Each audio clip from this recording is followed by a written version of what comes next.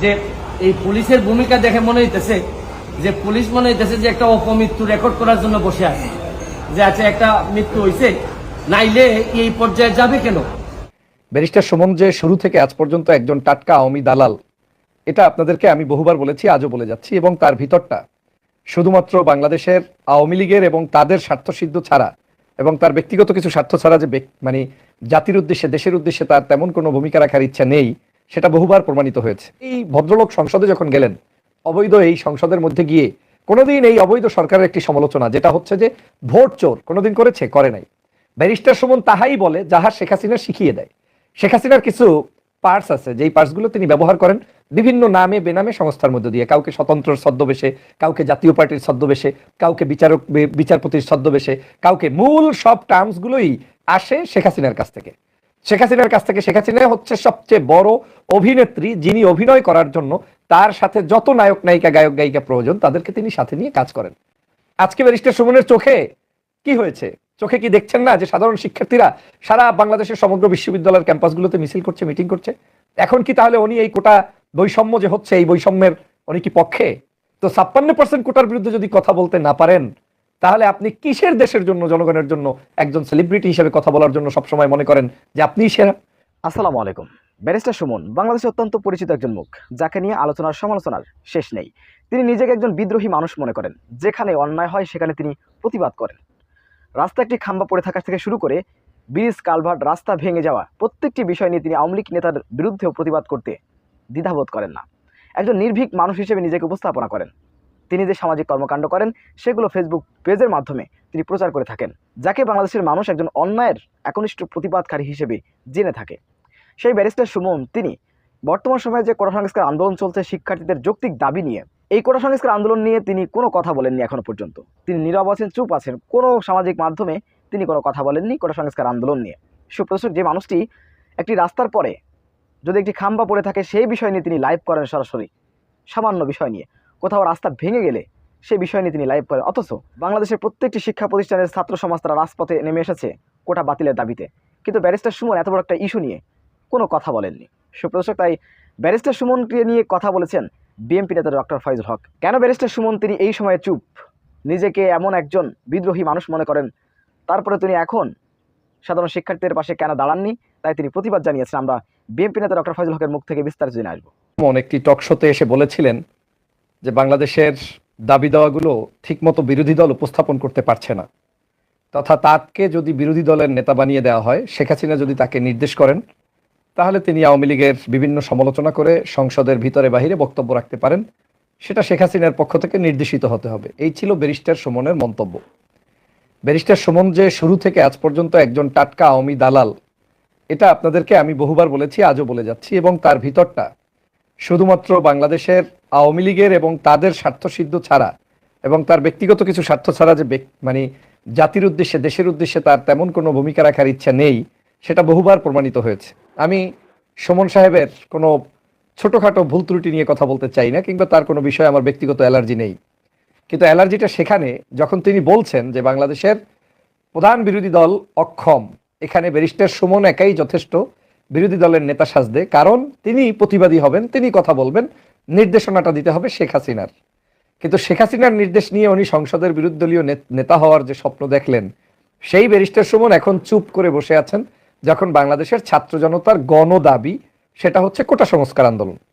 এই কোটা সংস্কারের মধ্য দিয়ে সাধারণ শিক্ষার্থীরা কি চাচ্ছে, সাধারণ শিক্ষার্থীদের মূল দাবিটা কি, সেটা যদি একজন ব্যারিস্টার সুমন, যিনি সমাজ সচেতন বলে নিজেকে দাবি করেন, যিনি বিভিন্ন জায়গায় খাম্বা সমস্যা হলে, কালভার্ট সমস্যা হলে, রাস্তাঘাটের সমস্যা হলে তিনি সেগুলোকে লাইভ দিয়ে প্রচার করার চেষ্টা করেন, কম বেশি অনেক কাজ তিনি করেন, সেই ব্যক্তি কোটা সংস্কার নিয়ে কথা বলতে পারে না, আবার বিরোধী দলীয় নেতা হতে চায়, নিজেই আশা প্রকাশ করে যে অকপটে স্বীকার করা, অকপটে প্রতিবাদ করার মানুষ নেই, তাই তিনি প্রতিবাদ করতে চান, তাহলে আপনাকে বুঝতে হবে যে আসল উদ্দেশ্যটা তাহলে তার কি।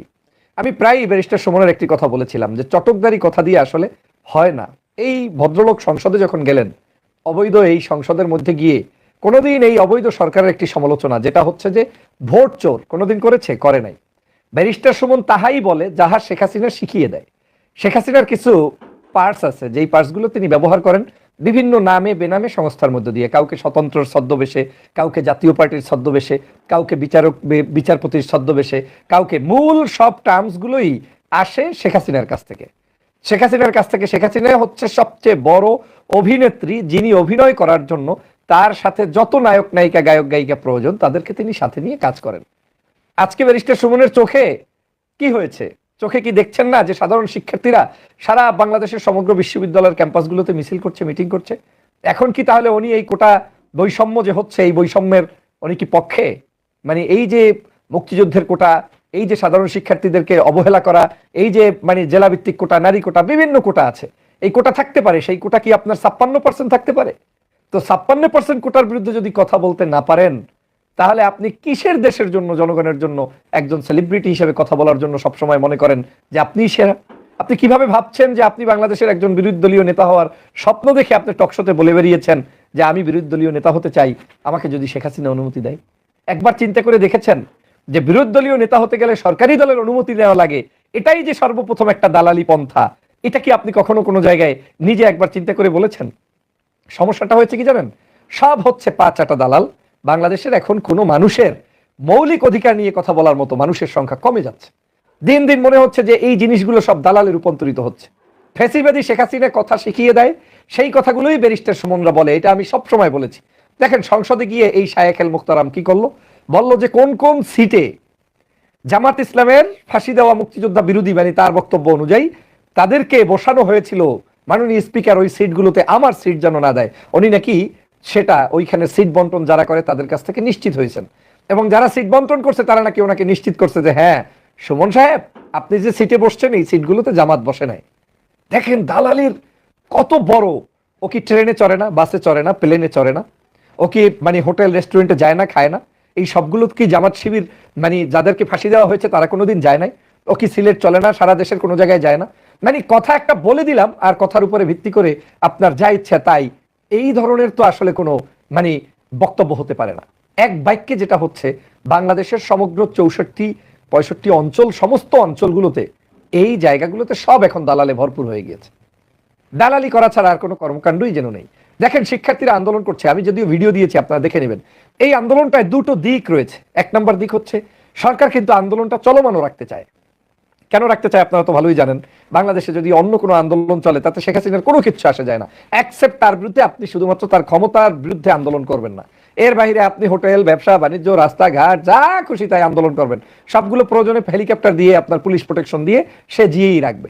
কেন সাধারণ শিক্ষার্থীরা আন্দোলন করতে হবে? আপনার বিবেকে কি বাধে না যে আজকের এই 30% মুক্তিযুদ্ধের কোটা, যারা স্বাধীনতার পরে কত বছর হয়ে গিয়েছে এবং এখন তাদের বয়স হয়ে গিয়েছে 65 বছর মুক্তিযোদ্ধাদের, যদি রিয়াল 12-12.5 বছরের মুক্তিযোদ্ধাও হয়, বহুবার বলেছি, সেই 65 বছরের মুক্তিযোদ্ধার জন্য আপনি কেন কোটা দিবেন? তার সন্তানের বয়স হয়ে গিয়েছে 45-48 বছর, সে কি চাকরি করবে?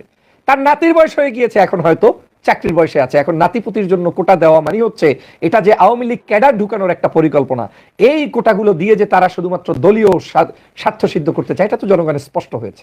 এবং দেখেন, এই কোটার আজকে একজন প্রধানমন্ত্রী যখন বলে যে লেখাপড়া বাদ দিয়ে তোমরা কোটা নিয়ে নেমেছো, কত বড় মানে দরদি! হ্যাঁ, আবার আরেকজন বলছে, শেখ হাসিনা বলছে যে কোর্টের বিষয় আমরা তো এখন এটা কিছু জানি না, আমরা কোর্টকে ফলো করি। কোর্টের ঘাড়ে বন্দুক রেখে সকল রায় প্রদান করছে এই ফ্যাসিবাদী শেখ হাসিনা, আর তিনি বলছেন এটা কোর্টের বিষয়, এটা আমার কোনো বিষয় নয়।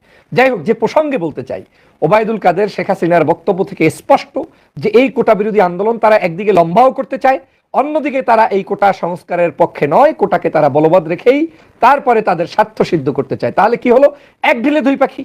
আপনার গরিবের, স্বাভাবিক মেহনতি মানুষের সন্তানরা বিশ্ববিদ্যালয়ে যারা পড়ে, আমরা তো সাধারণ ফ্যামিলির সন্তান, আমাদের এই সন্তানগুলোকে তারা পড়ার টেবিলেও রাখবে না, আন্দোলনের মাঠে রাখবে।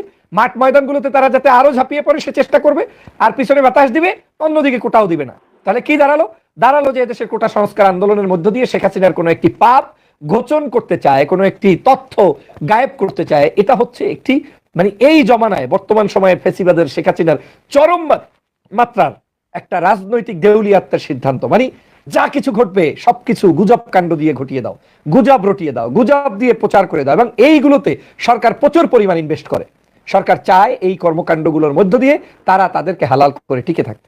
বন্ধুরা আমার, আমি যে কথাটা বলতেছিলাম, তো ব্যারিস্টার সুমন সাহেবের মতো অনেক সেলিব্রিটি বাংলাদেশে আছে। আমি আগেই বলেছি যে সেলিব্রিটিরা রাজনৈতিক দর্শন বিশ্বাস হয়তো অনেকেই করতে পারে, কিন্তু বর্তমান সময়ে যে শেখ হাসিনা টার্গেট ভিত্তিক তাদেরকে দালাল বানিয়ে ফেলেছে তার কিন্তু কোনো এখন প্রমাণ দেখতে পাচ্ছেন। এত যুবক তরুণ নিয়ে কাজ করে, আমাদের দেশের সেলিব্রিটি অনেকে আছে, গান গায়, এটা করে সেটা করে, একজনও কোটা সংস্কারের জন্য সেখানে গিয়ে নেমে সুন্দর মতো কোনো একটা বক্তব্য বিবৃতি দিয়েছে? তাহলে এই কোটাগুলো তোরা কাদের পক্ষে চাচ্ছিস? দালালদের পক্ষে। এই কোটা কেন সংস্কার হয়ে সাধারণ শিক্ষার্থীরা ভোগ করতে পারবে না? তাহলে আমি মনে করি সারা বাংলাদেশের এই অবস্থা বিরাজ করছে শুধুমাত্র একটা কারণে। তার একটা কারণ আপনাকে শনাক্ত করতে হবে, সেই কারণটা হচ্ছে আমরা যত দাবি দেওয়া তুলি না কেন, এই দালালদের হাত থেকে বেঁচে থাকার কোনো উপায় নাই। যতক্ষণ পর্যন্ত শেখ হাসিনাকে আপনি বাংলাদেশ থেকে রিমুভ করতে না পারবেন, ততক্ষণ পর্যন্ত আপনি স্বস্তিতে বাংলাদেশে কোনো মানুষের মুক্তির মিছিল করতে পারবেন না। আজ এই ব্যারিস্টার সুমনরা, এরা হচ্ছে এই আওয়ামী লীগের পেলে পোষা পোষ্য দালাল, যারা তাদের কাজই হচ্ছে শেখ হাসিনা আজকে বলে দিবে যে কোনো একটা, শেখ হাসিনা তার ডাইরেক্ট ফোন করার দরকার নেই, শেখ হাসিনা তার গোয়েন্দা সংস্থার লোক দিয়ে, শেখ হাসিনা তার ভিতরের লোক দিয়ে বলে দিবে সুমনরা আজকে এটা নিয়ে একটু কথা বলতে বলো, সুমন আজকে এটা নিয়ে একটু মাঠে থাকুক, সুমন আজকে এটা নিয়ে চুপ থাকুক। দেখেছেন বেনজিরকে নিয়ে যখন কথা বলার প্রয়োজন হয়েছে কে সর্বপ্রথম কথা বলেছে? আমার এই কথাগুলো একটু নোট করে রাখবেন। বাংলাদেশে বেনজির ইস্যু কিছুই ছিল না, হঠাৎ করে বেনজিরকে নিয়ে আবার জাতীয় সংসদের এই সংসদ সদস্য এই আপনার কি বলে সুমন যখন আসলেন, তখনই এটা নাড়াচাড়া দিয়ে ওঠার পরে এটা নিয়ে আপনার সারা বাংলাদেশের একেবারে সিরিজ আকারে সমগ্র পত্র পত্রিকা রিপোর্ট করলো। আর আপনি মনে মনে ভাবছেন এই পত্রিকা সব বিএনপি জামাত হয়ে গেছে? আপনি মনে মনে ভাবছেন পত্রিকা সব আল্লাহর ওলি হয়ে গেছে? কিভাবে ভাবেন যে এই পত্রিকা সকাল সন্ধ্যা আপনাদেরকে স্তব্ধ করে দেওয়ার জন্য, আপনাদের মুখ বন্ধ করে দেওয়ার জন্য চেষ্টা করছে, এদেশের তাদিব তামাদ্দুন, এদেশের সকল মানুষের মুক্তি, এদেশের গণতন্ত্রকে হরণ করছে, সেই পত্রিকা হঠাৎ করে একেবারে রাস্তায় নেমে গেল? আপনি একটু চিন্তাও করতে পারলেন না? সিরিজ আকারে একবার না, বেনজিরের মতো শত শত হাজার হাজার হাজার হাজার কি লক্ষ লক্ষ অপরাধী দেশে আছে, কিন্তু হঠাৎ করে বেনজির সামনে আসছে কার নির্দেশে? শেখ হাসিনার নির্দেশ। কে নিয়ে এসেছে? সুমন নিয়ে এসেছে।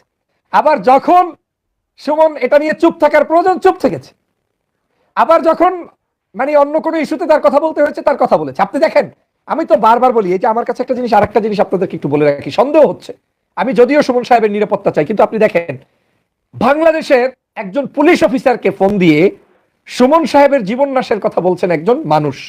কি বলছেন? যে আমি শুনতে পেয়েছি আমাকে সহ এই গ্রুপের কয়েকটা গ্রুপ মেম্বার এখন রাজপথে নেমেছে সুমনকে হত্যা করবে।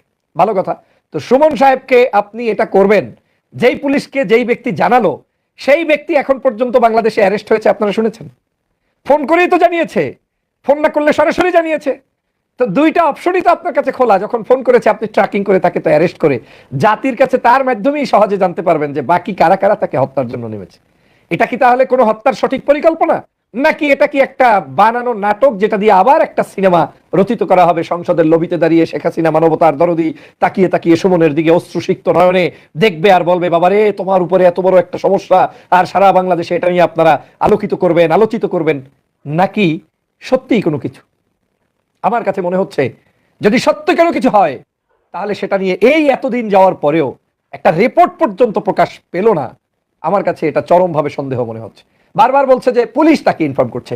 বাংলাদেশের যেই পুলিশের চোখের ফাঁকি দিয়ে একজন ব্যক্তি মসজিদে ফজরের নামাজ পর্যন্ত পড়তে পারে না, যদি সে শিবির সাথী সদস্য হয়, আপনি দেখবেন যদি টার্গেটেড কেউ হয় ওকে দূরবীন দিয়ে ধরে নিয়ে এসে তারপরে অ্যারেস্ট করবে কিংবা আয়নাঘরে নিয়ে যাবে। আর সেখানে সুমনকে একটা রিপোর্ট করে দিল, আর সাথে সাথে, যদিও আমি এটা যদি সত্য হয় আমি তীব্র নিন্দা জানাই, আমি আগেও বলেছি এটা নিয়ে আমার বিস্তারিত আমার একটা লাইভ আছে, আপনারা সেখানে দেখে নেবেন সুমনের কীর্তিকলাপ এবং সুমন কেন এই ধাক্কা খাচ্ছে, প্লাস সুমন কি কারণে একটা সময় এই যে তার আত্মহামিকা, এগুলো নিয়ে আমি বিস্তারিত কথা বলেছি। আমি সেই লাইনে আজকে কথা বলতে চাই না, কিন্তু আমি বলতে চাই যে কি মনে হচ্ছে আপনার কাছে? আমার কাছে মনে হচ্ছে এগুলা আস্ত পেইড এজেন্ট, আস্ত দালালি করার জন্য রাস্তাঘাটে নামিয়ে দেওয়া হয়েছে শেখ হাসিনা তার নিজস্ব স্বার্থ চরিতার্থ করার জন্য। এবং সেই স্বার্থের কারণে আজকে সাধারণ মানুষ আমরা আবেগ নিয়ে খেলছি, আমাদের অনুভূতি নিয়ে আমরা খেলছি, একে অপরের অনুভূতি বিক্রি করছি। কিন্তু বাস্তবিক সত্য কথা হচ্ছে আমাদের জনকল্যাণে কথা বলার জন্য একটা মানুষ এখানে ওদের হাতে এখন নেই। ওরা সমগ্র মানুষগুলোকে শ্রেষ্ঠ যন্ত্রটাকে দলীয় বানিয়ে ফেলেছে এবং সম্পূর্ণ জায়গাটাকে নষ্ট করে ফেলেছে, একদম নষ্ট করে ফেলেছে। না হয় এত বড় কোটা সংস্কার, আচ্ছা বলেন তো আপনি রাষ্ট্রের জন্য কথা বলবেন, রাষ্ট্রের সংস্কার কারটা বলবেন? রাষ্ট্রের সংস্কার সবার আগে যদি বলেন যে রাষ্ট্রের সবচেয়ে বড় চোর কে, তাহলে আপনি তো সবার আগে বাংলাদেশের শেখ হাসিনার পরিবারের সজীব জয় কিংবা তার পরিবারের কারা কারা দুর্নীতি করছে আপনি সেটা নিয়ে কথা বলবেন। আপনি কি কোনোদিন কথা বলতে পেরেছেন? আপনি বলবেন বাংলাদেশের মানুষের উন্নয়নের কথা, তাহলে সবার আগে আপনি তো কথা বলবেন বাংলাদেশের ভোটাধিকার নিয়ে, যে মানুষের ভোট নাই, চুরি ডাকাতি হচ্ছে, চোখের সামনে দেখছেন যে ভোটই হচ্ছে না, বিরোধী দলকে যে হত্যা করা হচ্ছে, মানুষকে মারা হচ্ছে, আয়না করে নেওয়া হচ্ছে, একটা জায়গায় একটা মুহূর্ত একটা লাইভ আপনার আছে। উল্টো লাইভ আছে কি? উল্টো লাইভ আছে কোন চেয়ারে মতিউর রহমান নিজামী বসছে, সাইদি বসছে, ওই চেয়ারগুলোতে যাতে ব্যারিস্টার সুমন বসতে না পারে।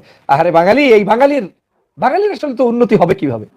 মানে ঢেউয়ে চলা বাঙালি ব্যাকগ্রাউন্ড ভুলে যায়। শাহবাগ যারা তৈরি করেছে সেই শাহবাগীদের ভিডিও দেখে আপনার আনন্দ লাগে, কিন্তু আপনি ভাবতেও পারেন না যে কত মহা পরিকল্পনা নিয়ে, কত বিশাল পরিকল্পনা নিয়ে, কত বিশাল বড় এজেন্ডা নিয়ে রাজপথে তারা নেমেছে। আপনার ভাবারও সেই যোগ্যতা আমারও হয় নাই, আপনাদেরও হয় নাই। কথাগুলো অনেক গভীর। ভাবছেন আমি বারবার এই কথাগুলো কেন বলি? এই যে এসকে সিনহার কথা, আপনি আমার যারা দর্শক, আপনারা আমরা সবাই এসকে সিনহার পক্ষে বহু কথা বলেছি না? কিন্তু আপনার বাপদাদা মারা শেষ হওয়ার পরে আপনি পক্ষে বলা শুরু করছেন। এটাই ওদের পলিসি। আপনাকে মেরেও ফেলেছে, ফাঁসিও দিয়েছে, তারপরে বিদেশি একটি এজেন্ডা বাস্তব মানে এজেন্ট তাকে ইনফর্ম করেছে তুমি এইভাবে কিছু কথা বলো, সরকার খেপে যাবে, তোমাকে দেশ থেকে পাঠিয়ে দেবে। দিলে কি হবে? তুমি যে এতদিন পাপ কাজ করেছো, তুমি যে এতদিন ফাঁসিগুলো দিয়েছো, এই ফাঁসিগুলো বাঙালি ভুলে গিয়ে তোমাকে আবার সুদিনে ওয়েলকাম জানিয়ে বাংলাদেশে প্রত্যাবর্তন করাবে। That is how it's going on. আজ বাংলাদেশের এই চিত্রগুলো শুধু এখানেই নয়, ইউটিউব, কন্টেন্ট ক্রিয়েটর, রাজনীতিবিদ, বিভিন্ন জায়গায় আপনার ছদ্মবেশে কিছু মানুষ তৈরি করে দেওয়া হচ্ছে, যেই মানুষগুলোর যন্ত্রণা আপনি ভুগবেন, আরো কিছুদিন গেলে বুঝবেন, কিন্তু তখন আর আপনার হাতে কিছু থাকবে না, কারণ আপনি ততক্ষণে তাকে মিলিয়ন মিলিয়ন ফলোয়ার বানিয়ে দিবেন। একটা সময় আপনার বাস দেওয়ার জন্য আপনার পিছনে চুঙ্গা নিয়ে দাঁড়িয়ে যাবে, চিল্লাইলেও আর কোনো লাভ হবে না। অন্ততপক্ষে লাভ হবে আপনার, আপনি হয়তো বয়কট করতে পারবেন, কিন্তু আপনার ক্ষতি যা সাধন করা সেটা তো করে ফেলবে, করে ফেলছে।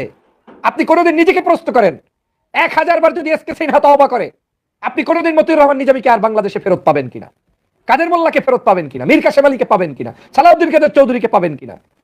আপনি পাবেন আর কোনোদিন সেই সেক্রেটারি জেনারেল আলী হাসান মুজাহিদকে ফেরত? আপনি কোনোদিন আর পাবেন সেই শাহবাগের সময় নির্যাতন নিপীড়নের শিকার হওয়া মানুষগুলো যারা জেলবন্দী হয়েছে, আয়না করে গিয়েছে, কিংবা এখনো মানে হারিয়ে গিয়েছে, তাদেরকে আর কোনোদিন ফেরত পাবেন ও 1000 বার তওবা পড়লে? এই জন্য আমি বলি ওদের প্রতি আমার কোনো সহানুভূতির কোনো প্রয়োজনই নাই। ও 1000 বার তওবা পড়লে আমার কিচ্ছু যায় আসে না। বন্ধুরা, এটা বুঝতে হবে, অনুধাবন করতে হবে।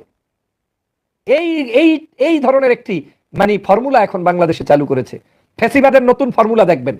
বাংলাদেশে একটা সময় পত্রপত্রিকা ইসলামপন্থীদের কোনো নিউজ হইতো না, এখন দেখবেন আজহারি, শায়েখ আহমদুল্লাহ যে কোনো ইস্যুতে ছোট্ট ছোট্ট পুট করে নিউজ দিয়ে দিবে। অর্থ কি জানেন? আপনাকে ভিড়াচ্ছে, ওর কথাই বলবে, কিন্তু আপনাকে ওর জায়গায় মুরিদ বানানোর জন্য কিছু টিপস দিচ্ছে, আর আমরা সেই টিপস গিলে গিলে খাচ্ছি। আপনাকে টিপস দিচ্ছে, আপনাকে গালিও দিচ্ছে, আপনাকে ঢুকিয়ে তারপরে গালি দিচ্ছে, মানে পেজের মুরিদ হও তারপরে গালি দেয়। আমি সেদিন বলেছিলাম কালবেলার সম্পাদকের নাম কি, কালবেলার সম্পাদক কি করেছে। আর সেই কালবেলার পত্রিকায় আপনার হুড়হুড় করে আমরা সবাই যখন ঢুকে গেলাম, নির্বাচনের আগে সমগ্র মিসকনসেপ্ট তারা প্রচার করতে লাগলো। আমি বলেছিলাম ইন্ডিয়া থেকে একজন টকশো করে সবসময়, চন্দন নন্দী না কি নাম, কি কারণে সেখানে বসে টকশো করে আপনাকে বুঝতে হবে। মনে করেছেন জামাত শিবির বিএনপি হয়ে গেছেন? না, বিন্দু মাত্র না। এগুলো সব আপনাকে, আমাকে, আমাদেরকে মিসগাইড করার জন্য বসে আছে। তো জাতিকে সাবধান হতে হবে, জাতিকে সতর্ক হতে হবে। আর এগুলো তো ভালো কথা, এগুলো তো ছদ্মবেশী। আর যারা ডাইরেক্ট আওয়ামী লীগের লোক, যারা ডাইরেক্ট শেখ হাসিনার দালাল, সে তো আর আপনার আমার কেউ না। কত বড় স্পর্ধা! ব্যারিস্টার সুমন বলে যে আমাকে বিরোধী দলীয় নেতা যদি শেখ হাসিনা নির্দেশ দেয় তাইলে আমি কথা বলতে পারি, কারণ দেশের জন্য বিএনপি তারা কেউ কোনো কথাই বলতে পারে না। তা টাটকা দালালকে আমি জিজ্ঞেস করতে চাই, তোমার কাছে কোটা সংস্কার চোখে পড়ে না? যে ছাত্রগুলো রাস্তায় নেমেছে, তুমি একটা লাইভ করেছো, শাহবাগে এসে দাঁড়িয়েছো, বলেছো যে এই ছাত্রগুলোর জন্য এই আন্দোলন করা কষ্টদায়ক, তাদেরকে দাবি পূরণ করে দেওয়া হোক? কিংবা তুমি কি বলেছো যে এই আন্দোলনগুলো লম্বা প্রলম্বিত হচ্ছে? কিংবা তুমি বলেছো যে বাংলাদেশের বিভিন্ন গুজব সৃষ্টি করে যে কাণ্ডকীর্তি করা হচ্ছে, এগুলো নিয়ে কোনো কথা বলেছো? বলো নাই তো। এই ধূম্রজাল থেকে বাঁচতে হবে টেকনোলজির এই যুগে, বর্তমান এই সময়ের যুগে, যখন আধুনিক সভ্যতায় চলছে দেশ বিদেশ, তখন আমাদের এই টিপস গুলোও জানতে হবে, টিপস গুলো জানতে হবে। আমি আস্তে আস্তে মুখ খুলবো, আমি একদিনই তো সব কথা বলতে চাই না। আমি ঐক্যের সন্ধান চাই, ঐক্য করতে চাই বিধায় আমি আমাদের অনেক মানুষ নিয়ে আমি কনফিউজ। আমি সেজন্য সব কথা ইশারা ইঙ্গিতে আপনাদেরকে বলার চেষ্টা করি। আমার বিশ্বাস আমার দর্শক শ্রোতা ওইভাবে তৈরি হবেন যারা সত্যিকার দেশপ্রেমিক, সত্যিকার ধর্মপ্রেমিক, সত্যিকার ইসলামবাদ, সত্যিকার মানুষের মূল্যায়ন চান, যারা সত্যি কথা বলবেন, তাতে আপনার চোখের সামনের শত্রুর লোকটাও যদি সত্য কোনো কাজ ঘটায় সেটা নিয়ে আপনি অকপটে বলবেন, কণ্ঠ বন্ধ রাখবেন না, আপনার দেহটা আত্মাটা সেইভাবে বড় করবেন। ওইরকম মানুষ আমি তৈরি করতে চাই, ওইরকম মানুষদেরকে নিয়ে আমি জীবন করতে চাই। কিন্তু আমাদের ওই মানে একটু দিলো আর একটু আমাকে জিন্দাবাদ দিলো, আর সাথে সাথে আমি খুব অ্যাকসেপ্ট করে নিলাম। এখন যদি শেখ হাসিনা আপনার ধরেন বাংলাদেশের, আমি উদাহরণটা এইভাবে দেই, যে এতদিন বাংলাদেশের সবাইকে মেরে পিটে শেষ করে ফেলেছে, এখন জামাতের ডাক্তার শফিক সাহেবকে ডেকে যদি চা খাওয়ায়, আর আপনি মনে করলেন বাপরে বাপ, শেখ হাসিনার মতো এত বড় দরদি মানুষ আর নাই। ভুল করলেন। আর এই ভুল করতে করতেই আমরা আমাদের এই রাষ্ট্রের এই অবস্থা চলে এসেছে। শিক্ষা ব্যবস্থা ধ্বংস, সমগ্র জায়গা থেকে তারা তাদের টেকনিক্যাল পদ্ধতিতে সবকিছু উঠিয়ে নিচ্ছে, সংস্কৃতি ধ্বংস করে ফেলেছে। এখন আর আপনার কি বলে ওপেন সোসাইটি আর গোপন সোসাইটি বলতে কোনো কিছু নাই। এখন আপনি যা ইচ্ছা তাই করে বেড়ান, আপনার কোনো মামলা হয় না হলেও আপনি জেল থেকে জামিন পেয়ে যাবেন। আর ভালো মানুষগুলো আপনার কি বলে জেলের মধ্যে বন্দী, মামলার হামলার আসামি। প্রিয় সহযোদ্ধা ভাইরা, সময় যখন যতটুকু পাই আপনাদেরকে এই কথাগুলোই বুঝাতে চাই যে আজ আমরা আসলে কোন দিকে ধাবিত হচ্ছি, কোন পথে যাচ্ছে বাংলাদেশ, সে বিষয়ে আমাদেরকে মাথায় রাখতে হবে এবং আমাদেরকে এই বিষয়ে সচেতনতা অর্জন করে পাবলিকলি এই বিষয়গুলো জানাতে হবে, মানুষকে জানাতে হবে, মানুষের কাছে বলে বলে বলে বলে আমাদের অধিকার প্রতিষ্ঠা করতে হবে। যাই হোক বন্ধুরা আমার, আমি হয়তো আজকের আরেকটি লাইভে বিকেলে আসার সম্ভাবনা সুযোগ থাকলে আসবো ইনশাআল্লাহ। আপনারা সবাই ভালো থাকবেন, সুস্থ থাকবেন। এই লাইভ দ্রুত শেয়ার করে দিয়ে জনগণের কল্যাণে আমাদেরকে ঐক্যবদ্ধ করার জন্য, মানুষকে ঐক্যবদ্ধ করার জন্য সবাই পাশে থাকবেন। লাইভটি দ্রুত শেয়ার করে দিবেন। যে যেখান থেকে শুনছিলেন আপনাদের সকলের প্রতি আমার সালাম, শুভেচ্ছা, ভালোবাসা। আসসালামু আলাইকুম ওয়া রাহমাতুল্লাহি। সুপ্রদর্শক, বিএনপি নেতা ডক্টর ফয়জুল হকের এই বক্তব্যটি কতটুকু যুক্তিসঙ্গত বলে আপনারা মনে করেন, অবশ্যই আপনাদের মূল্যবান মন্তব্য কমেন্ট বক্সে জানাবেন।